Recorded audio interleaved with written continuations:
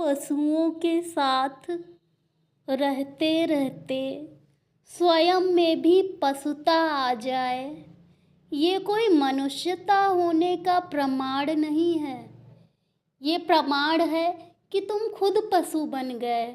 मनुष्यता का प्रमाण ये है कि ईश्वर ने तुम्हारे अंदर बुद्धि और विवेक दिया हुआ है।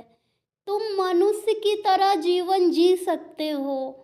पशु बन जाने के लिए मनुष्य का जीवन नहीं दिया गया है। इसलिए खुद में मानवता लाओ।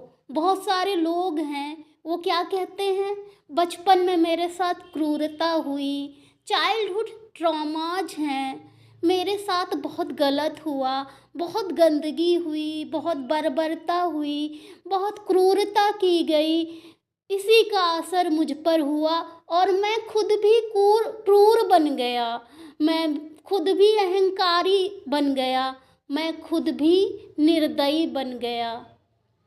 अरे अगर खुद पशुओं के साथ रहे हो, इसका मतलब ये नहीं है कि स्वयं में इंसानियत नहीं लाई जा सकती, स्वयं में मानवता नहीं लाई जा सकती। प्रकृति हमें बहुत कुछ सिखाती है। कमल से पूछो वो कीचड़ में कैसे खिल गया, उसके आसपास तो कीचड़ ही कीचड़ था ना। वो तो कीचड़ में भी खिलकर दिखा दिया कि गंदगी में भी हम खिल जाएंगे, पल्लवित हो जाएंगे, फ्लरिश हो जाएंगे। तो एक मानव पशुओं के साथ रह के पशु कैसे बन सकता है? उसको तो मानव बनना चाहिए ना। यही बात अगर राजा राम मोहन राय सीख लेते तो फिर वो सती प्रथा का अंत कैसे करते? उस समाज में भी तो सती प्रथा उनके घर में भी चल रही थी, पूरे समाज में चल रही थी और उनके घर में स्वयं उनकी भाभी को भी सती प्रथा का शिकार होना पड़ा। अपने भाई की चिता में उनकी भाभी को सती होना पड़ा, परंतु राजा राम मोहन रॉय ने इसका विरोध किया कि नहीं किया?